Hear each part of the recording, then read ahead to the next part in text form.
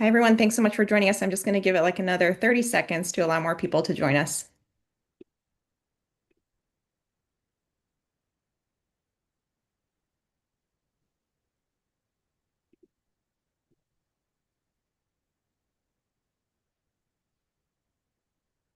All right, let's go ahead and get started. Thank you so much for joining us today for our event, Unpaywalled, the case for making public records-based reporting free. My name is Caitlin Vogus. I'm a senior advisor at Freedom of the Press Foundation. Freedom of the Press Foundation is a nonprofit that protects and defends journalism in the 21st century. And we do that by building secure communication tools for journalists, providing digital security training, advocating for a free press, and tracking press freedom violations across the United States. I am really excited for our conversation today, which is going to be about making public records freely available online. We're going to be talking with two fantastic journalists and newsroom leaders who are also going to tell us about their experience with this issue. And in addition, we're joined by my colleague Lauren Harper, too, to talk about how newsrooms can make their public records-based reporting free. At FPF, we have encouraged news outlets to respond to attacks on the press and cutbacks on access to information by embracing greater access to their reporting, especially when it's based on public records. And our board member at Freedom of the Press Foundation, John Cusack, explained why in a video that we're going to play for you now. As you know, we are living through unprecedented lawless times. Democracy and a free press are under a grave existential threat. Now more than ever, free access to reporting based on government records isn't just important, it's essential. Through all the lawless destruction, journalists have been holding the line, reporting the truth without fear or favor. But paywalls often stop people from accessing that reporting, and the vast majority read misinformation or propaganda instead. This can only serve the interest of the powerful and elites. Look, we get it, reporters need to get paid and newsrooms need to survive. But here's the reality. The news isn't just a business. It's enshrined in the First Amendment. It serves a vital role in our democracy, or what's left of it anyway. That's why today we are calling on newsrooms across the nation to drop the paywalls on reporting based on freedom of information requests. The stakes couldn't be higher. The public has a right to know what the government is doing in their name, when public officials lie, and what powerful corporations are doing. They're public records for a reason. They don't belong behind a paywall. We know FOIA-based reporting is costly, it's time-consuming, but we also know for a fact that transparency builds trust, and trust builds readership, and readership leads to more traffic and subscriptions. Wired did it, and they instantly got a wave of new subscribers. 404 Media did it too. And now it's your turn. To newsroom leaders across the nation, step up, serve the public, and build goodwill with your audience by dropping the paywalls for FOIA-based reporting. If citizens can't get access to facts and truth, democracy doesn't stand a chance.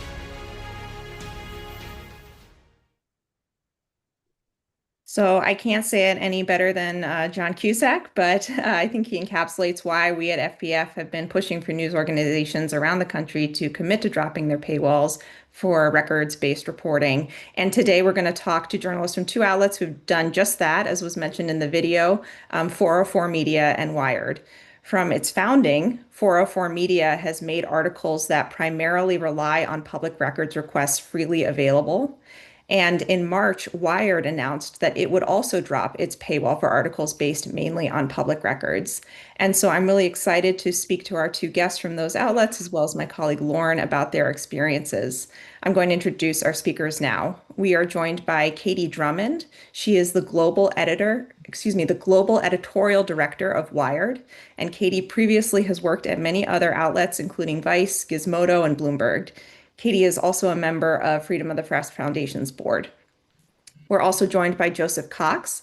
Joseph is an award-winning investigative journalist and one of the founders of 404 Media, an independent digital news outlet focused on technology reporting. And last but not least, my colleague Lauren Harper, the Daniel Ellsberg Chair on Government Secrecy at Freedom of the Press Foundation. We are also going to be taking your questions for Katie, Joseph, and Lauren. And so if you have questions during the event, please use the Q&A feature on Zoom to share those questions, and we'll try to get to them during the event or at the end. But I want to start with Katie and Joseph, and just a big picture question for each of you, which is why did your outlets decide to drop the paywall for articles that rely primarily on public records? Was there some kind of particular story or moment that really convinced you that public records reporting should be free? And Joseph, why don't we start with you and then go to Katie? Sure. So I was a reporter at Motherboard, which was the technology section of Vice for years and years and years. And we did a lot of public records requests, freedom of information requests. I don't know what percentage it would be, but maybe 30% of my investigations, something like that, relied on public records. And Vice, of course, was a public website. There wasn't a paywall. You could just go, it was based on an advertising model. So I just got very used to the idea and saw the benefit of publishing public records, linking to them, and readers, and then also potentially sources later on, being able to access that immediately without any sort of friction getting in the way. So then when we launched 404 Media, we just wanted to continue that. We did have to, of course, paywall a lot of stuff. We have an email wall on the vast majority of our articles because we're trying to make a sustainable business, but there's just something about being able to have a government document, it's real, you got it from the government through a FOIA request or a lawsuit or whatever, and you can then show that to readers. We didn't want to get in the way of that, essentially. And Katie, for you at Wired, this was kind of a change that you made to your process. So why did you decide to make that change? Yeah, I mean, first of all, just seconding everything that Joseph says, which I will certainly sort of underscore and say is reflective of our experience here too. For us, the decision really was while we were covering the so-called Department of Government Efficiency. If you remember that, it was only like 7 short months ago that Elon Musk and his minions were rampaging through federal agency after federal agency. And of course, that was all under the umbrella of a second Trump administration. And a backdrop, I think, of more and more misinformation and inaccurate journalism and propaganda sort of making its way across the internet and sort of into the eyes and ears and of readers. And so we felt like, of course, and to Joseph's point, we need to run a sustainable business too. And Wired relies on subscriptions to make up a very large part of that business. It's how we fund our journalism. It's how we support our newsroom. But this felt like one thing we could do as a show of good faith and in an effort to make sure that public documents and information and insight about what was happening inside these federal agencies and inside the federal government could reach as many people as humanly possible. And so it felt like for us, a no-brainer that, within the constraints of the business that we need to run, this was something, at least something we could do to make sure that as many people as possible were exposed to this information and were, I guess, gaining an increased understanding of what was happening inside the federal government during the Doge era, and then, of course, in perpetuity after that. Katie, maybe you could tell us a little bit more about the business side of the decision, because I do think the conventional wisdom is like, oh, we can't drop the paywall. That's a huge financial risk. And news outlets have to spend a lot of money sometimes fighting for public records. So there's a real cost to obtaining these records. And then it's like, well, we're going to give them away for free after we spent all this time and money on this. So was it a financial problem? Can a newsroom drop their paywall for this type of reporting, but then still make money that supports the outlet overall? Yeah, I mean, it's certainly the FOIA process can often be, I mean, labor intensive, resource intensive, time consuming, all of the things that would increase your incentive to put a paywall up on that work. We made a calculated bet. I mean, we made a calculated bet that obviously not everything we publish is based on public records. So there would be still a great deal of journalism that would be behind a paywall.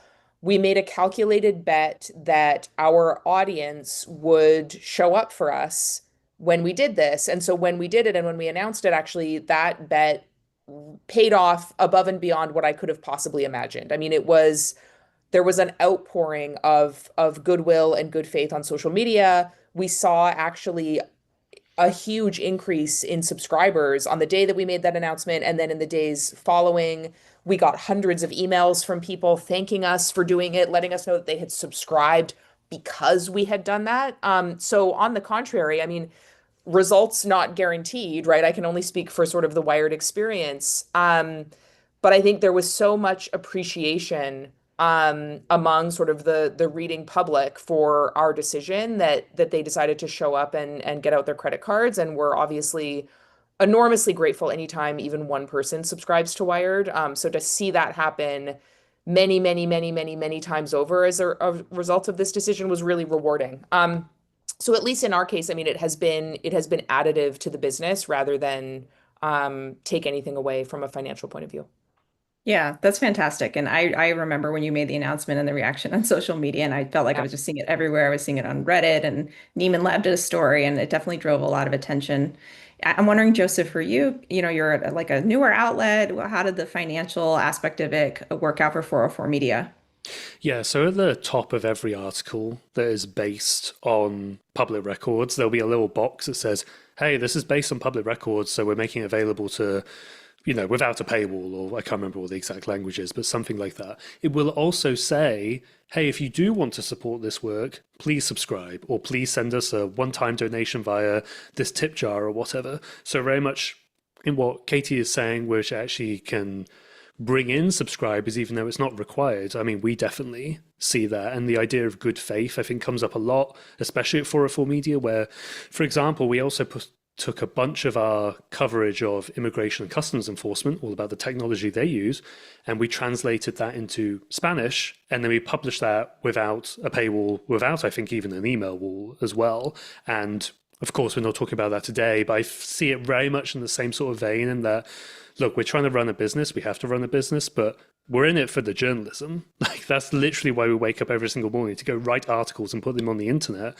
And this is part of it. And we want people to access this information. And it does pay off, I think, journalistically, ethically, and business-wise as well in the end. It's a very similar experience to Wired, I think, just on a obviously smaller scale.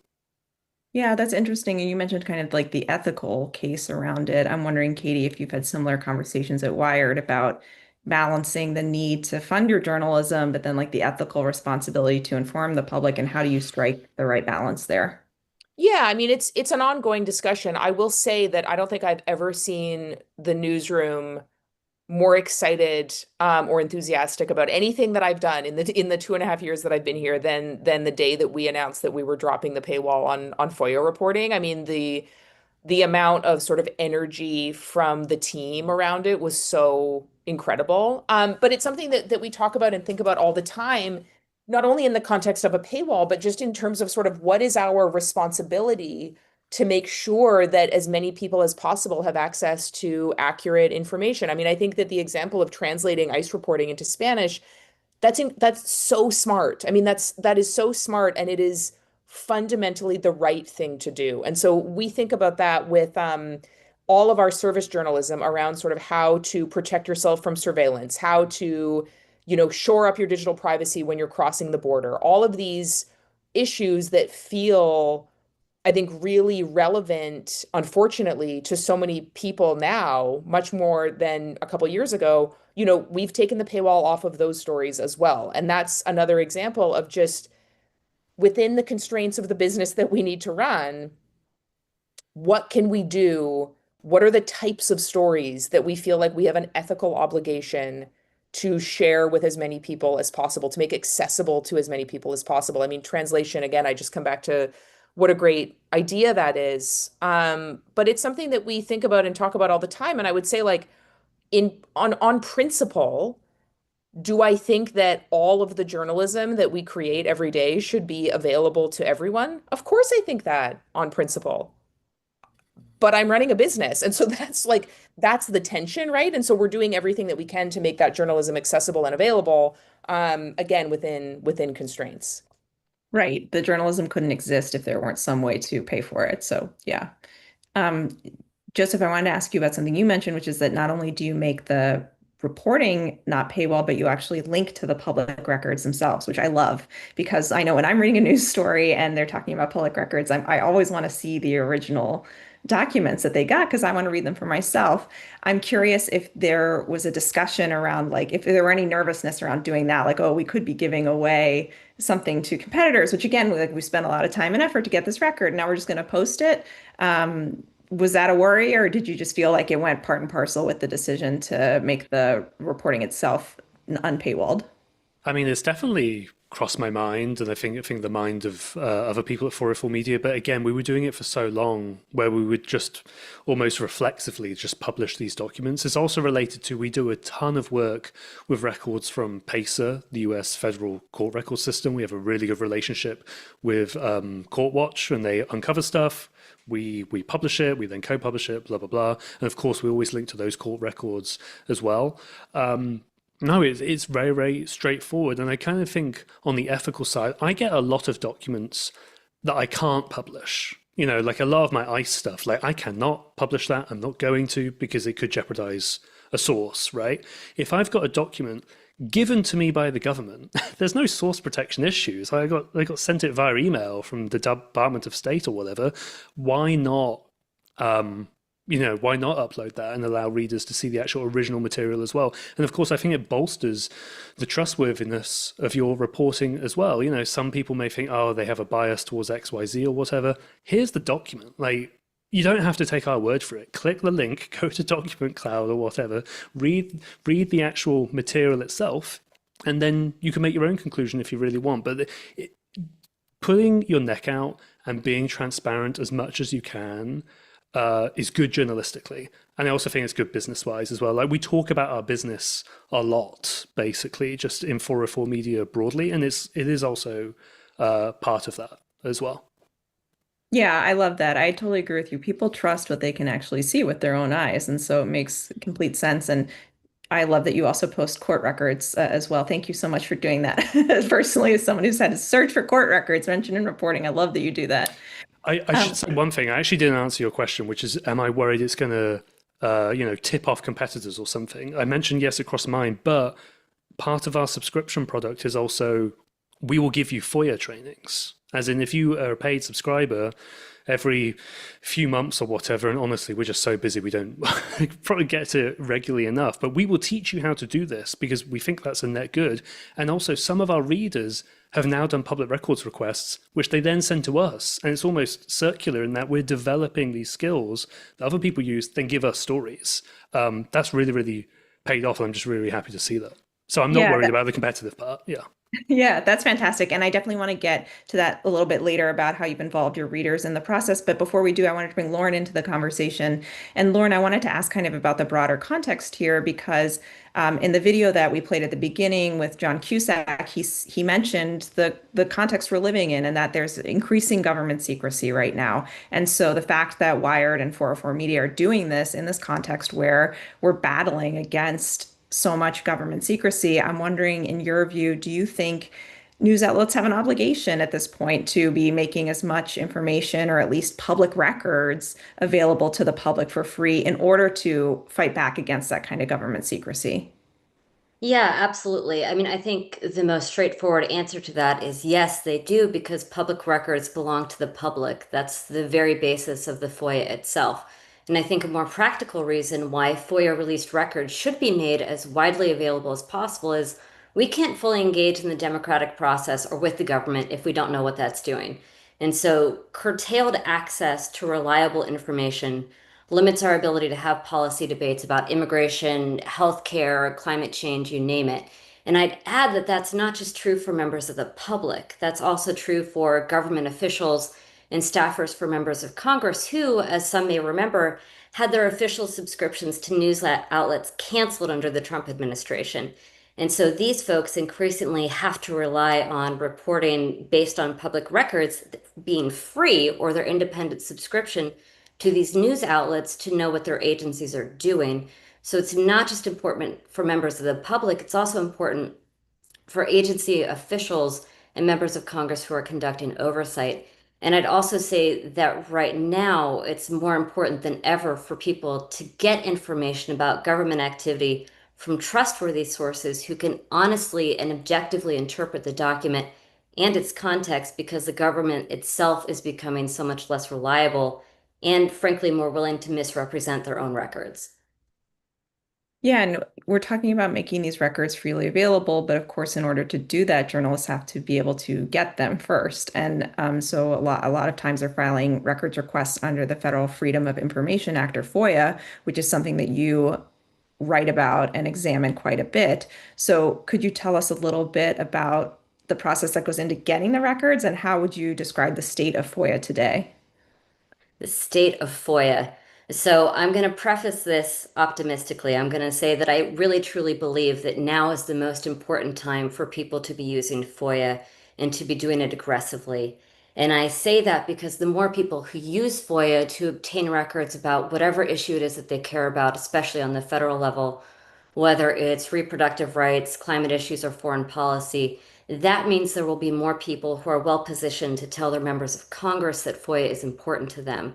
This, in turn, should help members of Congress be more inclined to make sure that FOIA is actively being enforced and perhaps to compel members of Congress to fund FOIA, which is a longstanding problem. So, in terms of how FOIA is doing right now, FOIA has a lot of entrenched problems. It's never been funded. A lot of agencies have underinvested in FOIA for a really long time, and that's true of both Democratic and Republican administrations. So, even before Trump took office this time, FOIA offices were underwater. We had growing backlogs, and nobody across the federal government or in Congress was really holding agencies accountable for systemic failures in FOIA processing. And this has resulted in a lot more FOIA litigation being filed. That was true even before this administration. But a couple of things have happened with the second Trump administration that have had direct results on FOIA offices. The first is widespread reductions in force across the government and targeted firing of FOIA officials. We've seen entire FOIA offices being fired, and FPF has also learned, thanks to investigative reporting, that a FOIA officer who helped release a document to FPF that was newsbreaking was actually fired afterwards. And there's no way things like this don't have a chilling effect on the FOIA officers who remain in government. And on top of that, we're also seeing more reports of agencies destroying the records unlawfully and not creating them when they're required to, which makes future FOIA requests impossible because in order to get a response from a FOIA request, you actually have to get those documents have to exist in the first place. So the FOIA landscape is, it's in trouble and it needs help. And I think one of the best ways for it to get help is for more people to know how important FOIA is for getting these records. And one of the best ways for that to happen is for FOIA-based reporting to be free.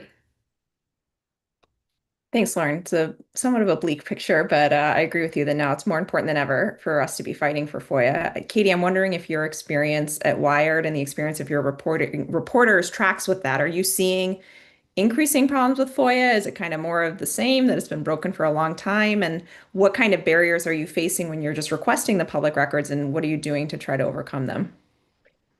I would say it feels, and I'm not as close to the process as certainly sort of Joseph would be, or my reporters would be, but everything I hear is that it still works, right? I mean, we're still filing requests all the time, we're still getting information back, but it to me has always felt very agency and request dependent, right? Sometimes something gets stuck in traffic for 4 years. Sometimes you get it in a week. And I think we're sort of seeing that continue to play out. I would say we have certainly had some like very bizarre interactions with FOIA officers and offices in the last few months.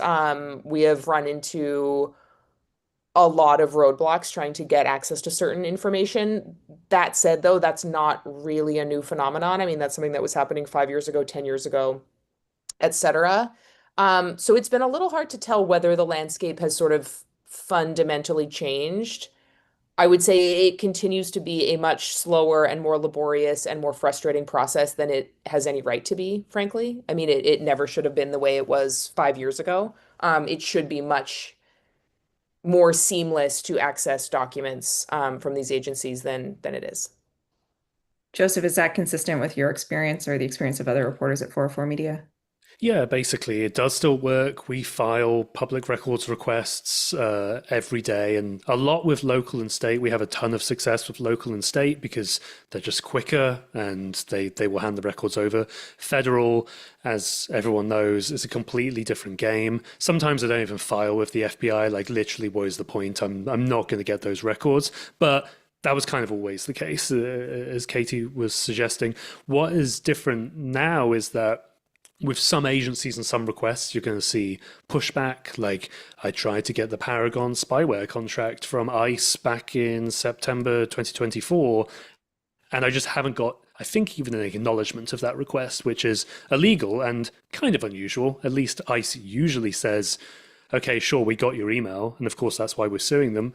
And then, of course, we're also teaming up with Freedom of the Press Foundation for this lawsuit for the data sharing agreement between I think it's CMS and DHS as well, right? So I've never done a FOIA lawsuit. I've never done this sort of thing before, but it seems like, oh, you actually have to do this now. I know lots of other journalists like Jason Leopold at Bloomberg, for example, they've been doing FOIA lawsuits for years and years and years. But when I have to start doing it, someone who's never done it is like, okay, stuff's kind of bad, actually, that we now have to pay a lot of money to start doing lawsuits. But yeah, more of the same, but it really does depend on the agency, especially ICE, I would say. Yeah. Lauren, do you want to say a word about that lawsuit that Joseph mentioned? Yeah, I didn't know we were your first FOIA lawsuit, so that's really exciting. But it absolutely tracks that, I think, especially with agencies like DHS and its subcomponents like CBP and ICE, that you really do have to file lawsuits to get those records because DHS in particular is getting a lot more secretive out of all the federal agencies. But the FOIA lawsuit that we collectively filed was for I believe it was the data sharing agreement that allowed ICE access to CMS records for something like 79 million Medicaid enrollees. It's one single document. It shouldn't take that long in theory to have it released. But as both FPF and 404 realized when they didn't get a quick response to that document, that wasn't the case. So we are filing a FOIA lawsuit and we're being represented jointly by Matthew Kate in that endeavor. And Lauren, Katie mentioned some kind of like bizarre encounters with FOIA officers Uh, recently, and Joseph mentioned pushback. I know that you have also had some kind of strange encounters or responses recently. Can you tell us a little bit about some of the, I guess, weirdest or most illegal responses you've gotten recently? Sure. And it's not my intention to be bleak, but I will preface by saying that a lot of the FOIA requests that I file, one, are exclusively federal, and two, are with the kinds of agencies like the FBI within the intelligence community and across DHS that tend to not be very interested in complying with FOIA. But one of the strangest requests or responses from a request that I got recently was from the Department of Energy, which is not an agency that I usually file FOIA requests with. But a couple months ago, Department of Energy had issued this really strange regulation. It basically said, we are asking all FOIA requesters who submitted a FOIA request before October 2024, something like that, to respond and let us know that they're still interested in having their FOIA process being processed. Otherwise, they're going to close it. I and a lot of other folks who regularly work in FOIA took issue with this approach. And so one of the things that I did is I filed a FOIA request with the Energy Department because there's nothing really in the FOIA or case law that allows agencies to use still interested letters in the first place, much less as an excuse to close a FOIA request. And the response that I got to that request after hearing nothing for about 3 months was, your request is way too, it's produced far too many records, which is strange in and of itself. You must respond to this within 3 business days and help us narrow it or we'll close it, which is just completely, it's never something I'd seen before in terms of you have to respond that quickly to get your request to continue being processed. But another thing that I've seen that I know that other folks have seen is, for example, if you're filing a FOIA request with like the Bureau of Prisons, Department of Homeland Security, or something like that for official communications, we've seen in a number of instances FOIA offices come back and say, you're requesting records that a senior agency official authored. So you have to get that official's permission, in other words, Privacy Act permission for them to release those records, which is a complete misinterpretation of the Privacy Act. So we are seeing more and more strange things, and some of that may be intentional, Some of that may be a byproduct of more established FOIA officers taking early retirement and stuff like that, and new contractors coming in who don't know the rules as well. You know, in some instances, it could be intentional. Other times, it may be a bureaucratic byproduct of other things the Trump administration is doing. Yeah, that's very bizarre. We talked a little bit about, I guess, the bad and the ugly of FOIA. So I'd like to talk a little bit about the good too, for Katie and Joseph. Maybe each of you could talk a little bit about some public records-based reporting that you are particularly proud of, especially anything you've been able to actually make freely available. Either one of you who wants to start. I'll just talk about our flock reporting briefly. So, flock is a network of automatic license plate reader cameras that scan all vehicles going by. And we found that one, ICE was getting lookups via local cops through this system. And then two, that a Texas cop looked up for the location of a woman who self-administered an abortion and searched the cameras all over the United States. So, California, Illinois, wherever.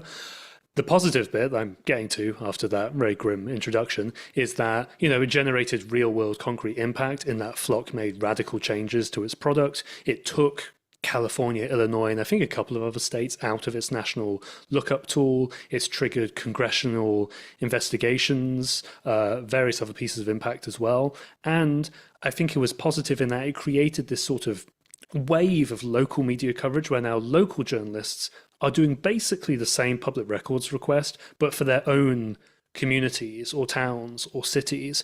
And for that reporting, we did some of the public records requests ourselves, and others were provided by our readers or other experts as well. And it really felt like the simple act of filing some public records requests made a tangible difference in the United States, for 5 minutes at least, or something like that. Yeah, that's great. The impact of FOIA and journalism. Katie, what's your example? For 5 minutes. I know that feeling. I mean, there are so many. I think one that stands out to me just because it was sort of a really ambitious project, and it was really amazing to publish like a big investigative piece that was unpaywalled and available to everyone, was a piece that two of our reporters did a few months ago, where they obtained 911 records of 911 calls coming from inside ICE detention centers in recent months. And so what it showed was, obviously a significant increase, obviously and unfortunately, in calls placed to 911, overcrowding, pregnancy complications, allegations of sexual assault. I mean, the list goes on and on and on. It's really hard to read. But I think to be able to use public records to shine a light on what is happening inside these detention centers that are so difficult to penetrate and really to understand, like, what is happening behind the walls of these buildings. I was very proud to publish that, period, but particularly proud to be able to publish it without a paywall, and to make that available. I would say the other sort of line of reporting that we've done has been around surveillance of No Kings protests. So we have published a couple stories in that vein, and I know we have a few more coming. And that to me is just, it's very valuable public service to make people aware of what tools and tactics are being deployed to monitor and surveil people, exercising their very fundamental right to protest. They should know what's sort of happening that they may not be aware of, and to be able, again, to make that available to our audience without a paywall is important. Yeah, absolutely. Yeah, Lauren, all of the work that you do is freely available on FPF's site. We don't have a paywall at all, but I'm wondering if there's any like favorite record that you've been able to wrest from the federal government as a result of your FOIA work. Yeah, easily the strangest FOIA story of my career happened earlier this year. Basically, the FOIA request that we got showed that the Trump administration was lying about its invocation of the Alien Enemies Act to deport people. And this FOIA release was of a National Intelligence Council assessment that basically showed that the intelligence community overwhelmingly disagreed with the Trump administration's claim that Tren Aragua was working at the direction of the Maduro regime in Venezuela, which meant that Trump really shouldn't be using the Alien Enemies Act as a reason to deport people. It also might mean, if you look at, that perhaps if that same justification is being used to bomb, alleged drug boats, that those targetings are also based on that rationale. That would be problematic. But of course, we don't know if that's the rationale or not because those legal justifications from the Office of Legal Counsel are still secret. So, you get a FOIA success story that may have ramifications for months to come, but you're still going to be probably faced by other secrecy obstacles that require future FOIA fights going forward. Yeah, very true. I want to take us back a little bit to this issue, the issue around paywalls more specifically. We talked about kind of the reaction that Wired and 404 Media have gotten from readers and the outpouring of support and the way that it enhances trust. But I wanted to pick up on something, Joseph, that you said earlier, which is that you actually thought it's important to make the reporting and the documents freely available for sources too. So what's the connection there? Why does it matter for sources? So I can't remember, well, I couldn't quantify how many stories it is exactly, but often I will file a freedom of information request because I'm interested in the company or interested in an issue, whatever it might be. I'll get something back and then I'll publish, not even a big story about it, maybe a small or a medium article, something like that.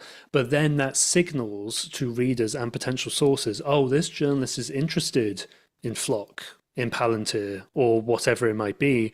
And then lo and behold, because we make it so easy for potential sources to reach us securely on Signal or through other methods, that we'll probably end up getting a leak from one of those companies as well. And again, I can't quantify, I'd have to go back and sort of count it, but that is very much a deliberate strategy and it has paid off. And of course, I'm not doing the FOIAs purely to get the sources later. I'm doing the FOIAs because I'm going to write that article and there'll be public interest in that single thing. But it's a very effective way to signal to people that you're interested in a particular topic. And it's a good way in if I don't know, you don't have any sources in Palantir or you don't have any sources in ICE or whatever. Well, this is another way you can get in if you figure out how to do a well-crafted freedom of information request. You don't have to be, some star national correspondent at CNN or whatever with all of these agents or officials on speed dial. You can send FOIA requests and you can get some very, very interesting stuff as well. And then you'll get more sources as well. Yeah, that's a great point. Lauren, you're our Daniel Ellsberg Chair on Government Secrecy. Daniel Ellsberg was one of the most important sources for American journalism and history. Have you noticed this connection between kind of FOIA and public records and then inspiring whistleblowers or at least indicating interest to whistleblowers in certain going to certain outlets or certain topics? Yeah, absolutely. I mean, in my time at FPF, the more I have found that the more obvious I make my FOIA work, the more feedback I get from folks wherever they may be, private companies, perhaps former government officials, about what I should be filing future FOIA requests for. And that is inordinately helpful, especially when those folks happen to have knowledge of the organizational structures and the kind of records that I'm looking for within federal agencies, because federal agencies' records keeping systems are very confusing, oftentimes even for people who work there. So it can be difficult for a member of the public to file a targeted FOIA request, especially one that stands any chance of getting responded to in a short amount of time and that doesn't require really a big, voluminous fishing expedition style search. And the more that I've talked about and discussed the kind of things that I've looked for, the more feedback that I've gotten that's been helpful filing FOIA requests going forward. It is a virtuous cycle, I think. The more we talk about and advertise FOIA, the better our FOIA requests become as a result. Yeah, it's FOIA fueling journalism in more ways than one, in multiple ways, all at once. Yeah. And speaking of which, I want to go back to what we touched on earlier with Joseph, which was around inviting readers actually to participate in the FOIA process. And you started to talk about this a little bit, Joseph, and I noticed it's kind of a theme of 404 Media's work. Like, for example, you have this recent project about investigating book bans and censorship in schools. And I saw that you had a post, reaching out to readers and saying, tell us what we should FOIA. Have you FOIA'd something, all that. So tell us a little bit about that project, other times you've invited readers in, and how has it gone?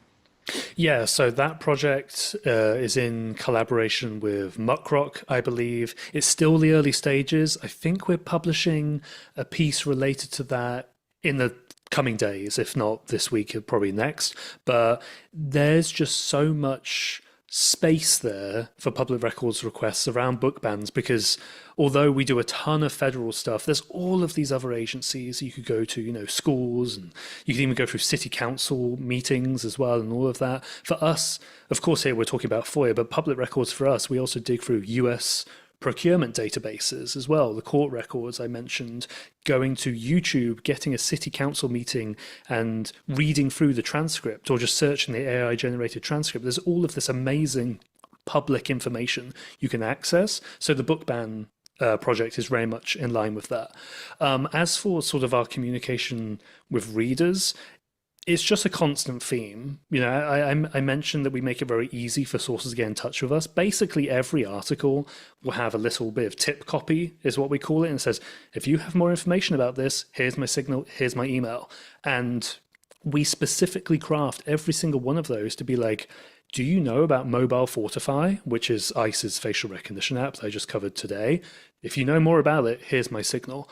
So it's really almost breaking that fourth wall. Whereas, yes, they're reading the journalism, but I'm trying to talk to you as a specific reader and a potential source or somebody who just wants to learn to do their own records requests, that sort of thing.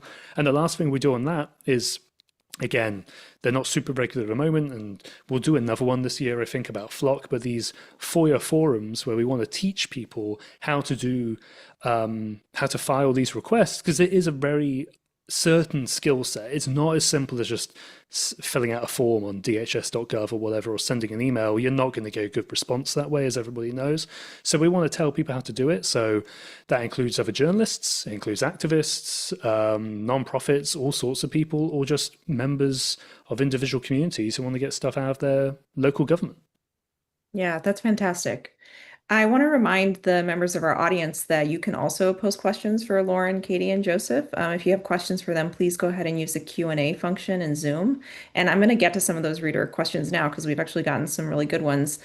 We have a question that asks kind of the flip side of what I was asking earlier about what FOIA reporting you're kind of most proud of. It asks, what particularly important FOIA requests of yours remain unfulfilled that you haven't gotten that regular non-journalist citizens could make some noise about? And along this line, what specifically would you ask readers to demand from our congressional reps? So understanding that you might not want to talk about, reporting that you haven't published yet, but you could also take it as kind of if you had a dream document that you could get access to or something like that, what would you be wanting members of the public to be trying to help you out with, to push for? Anybody who would be interested in taking that. Katie, do you want it or should I take it? All you. Okay. This is super niche and nerdy, but people will remember in 2016, there was the San Bernardino attack and FBI versus Apple, and the FBI needed to get into that phone. I knew for years that it was a company called Azimuth Security. Unfortunately, I got scooped by the Washington Post because I couldn't get a second source, blah, blah, blah. I'm definitely not mad about it or angry about it. Please don't print that I'm mad in the newspaper. But I tried to get that contract under FOIA in so many different ways. I think I did 3 or 4 different FOIAs that all came to nothing. So that's sort of like the one document I would want through FOIA. Now, whether members of the public want to go push lawmakers to try and release that document, I don't think you're going to have a lot of success doing that. That's just personally I know that document exists somewhere and I want to see that contract, but I don't think I'm ever going to see it. Lauren, go ahead. Yeah, I have so many, and I will not be shy about sharing what they are. But I think at this moment, the document that I want to see the most, and I know other folks have filed FOIA requests for it as well, is the Department of Justice Office of Legal Counsel memo justifying the alleged drug boats in the Caribbean. But beyond that, the whole universe of documents that I've requested from ICE and CBP are things that I'm especially eager to have responses to. But I think in terms of what folks can do, it's not just advocating for, release of certain documents, although sometimes that's really helpful. But I think urging members of Congress to support FOIA offices and make sure that those offices are, not rift en masse and that they have the resources that they need is something that's important. Because typically, at least in my experience, when members of Congress hear from the public about FOIA, it's from advocacy organizations and FOIA nerds like myself. It's not necessarily from folks who have interest areas like reproductive rights, immigration, et cetera, that have understood that these FOIA requests help them get, access to information that they need and their communities need. So I think for more folks to be reaching out to members of Congress and saying, hey, as your constituent, FOIA helps provide all this kind of information that I need. I need you to show me that you care about protecting FOIA offices by reaching out, writing letters to agencies, making sure that those offices are fully staffed and have the resources they need to do their job. The only thing I would just underscore or add on my end is one, I think there cannot be enough coverage of what is happening with immigration and ICE in this country right now. And that's certainly an area where we've been focusing a lot of our efforts in the FOIA space. It's 404 has been doing incredible work on that, but sort of, as much sunlight and clarity as can possibly exist there is imperative. And then I think the second thing is this news cycle is moving so quickly. And it's very easy to forget. But there is still a lot that we don't know about what happened inside the federal government in the first 3 or 4 months of this year. And that is something that we have made tremendous efforts to try to ascertain.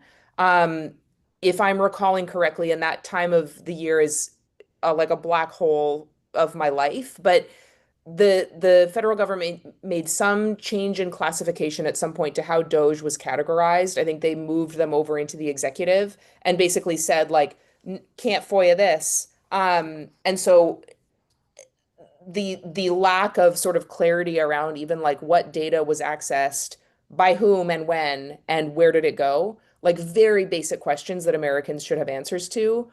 Those are questions that remain unanswered. So I think that both of those are sort of big areas for me and for Wired where we would still like to have more information. Caitlin, could I jump on that for a little bit? Yeah. Katie's so right. The whole immigration space is an area where we need a lot more transparency. And one of the problems that we're running up against is that the majority of ICE's detention centers are actually run by private corporations, and private prisons and private detention centers are not subject to FOIA. So something that people could do when they really care about this area is ask their lawmakers to make private prisons subject to FOIA. That's tangible. That's absolutely a tangible thing that we should be able to achieve. And again, Katie is absolutely right.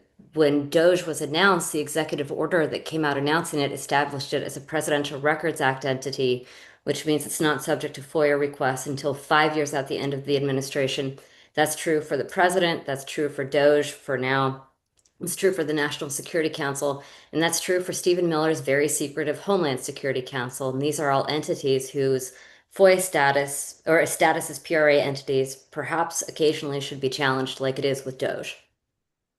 Yeah, and that actually relates to another audience question that we have, which is what should we do about NGOs, non-governmental organizations that are not always subject to public records laws, depending on the state or the federal government as well. And you mentioned private prisons are not an NGO, obviously they're a private company, but you do often have these organizations that intermesh very closely with the government and are essentially fulfilling government functions, but depending on the case law, they may not be subject to Public Records Act requirements. So, Lauren, is that something that members of the public should be advocating for? And other than private prisons, are there other entities that you think are ripe for pushing for that kind of reform where we could actually apply FOIA to them?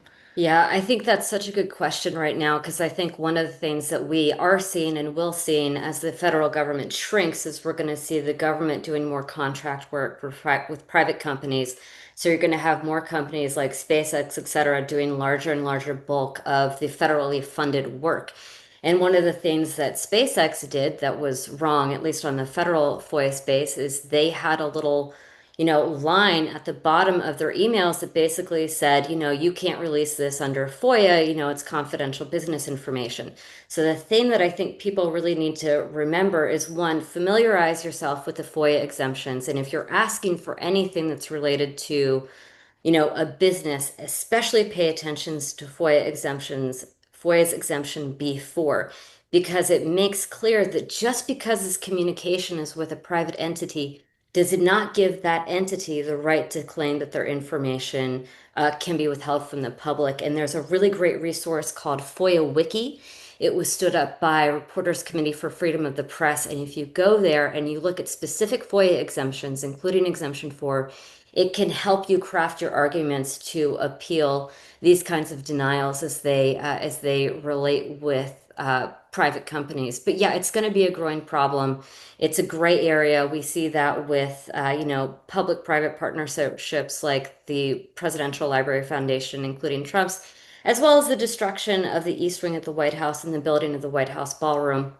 This is ostensibly being funded by private corporations and friends of the Trump administration.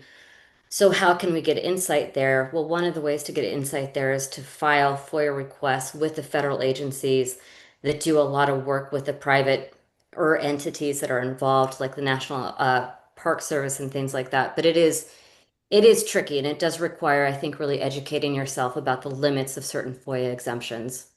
Yeah. We've got a lot of great questions from the audience. I'm going to keep going through them, and please keep them coming in the Q&A.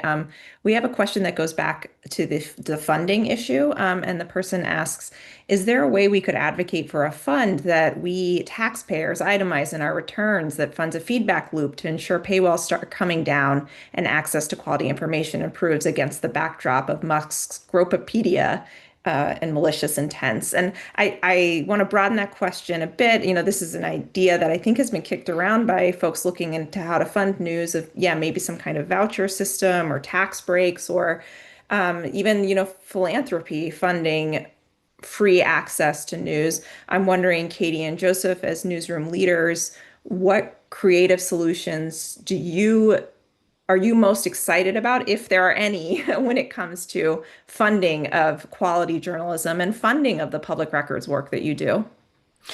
Yeah, it's funny that comes up because as part of the freedom of information lawsuits and the other FOIA work we're doing, we did recently enter a fiscal sponsorship program with The Intercept where we can actually now accept tax deductible donations. And we couldn't do that before. That's a very complicated financial thing, which obviously, as a reporter, I kind of knew nothing about until very, very recently. But we kept having this thing where people would come to us and be like, hey, I subscribe, but like I want to help more, either in the concrete way with helping with certain tasks or whatever, or by simply giving you more money. And we were able to do that. And we attached that specifically to some of the FOIA lawsuits because it's a very expensive enterprise, right? I'm talking more about the specific Paragon one that we're doing. And that's been, a success. And I would just stress, though, that in no way would we ever want to replace our subscriber-driven website where people give $10 a month with, oh, let's just take large donations. Because a lot of media outlets do that. They are funded by very generous large donations, but that's not necessarily sustainable when the very kind benefactor may not want to give their money anymore, or maybe they move on to another project or something. So as good as that is, and we're very happy to sort of touch on it and have it as a small part of our organization, we're just so focused on individual subscribers because it is the more sustainable one. And if we go out of business, then there's no FOIA work from us. So that's really our focus at the moment. But I don't really have any ideas beyond like a collective fund or anything. But yes, there are tax ways to do it that we've been told about. Katie, do you want to add to that?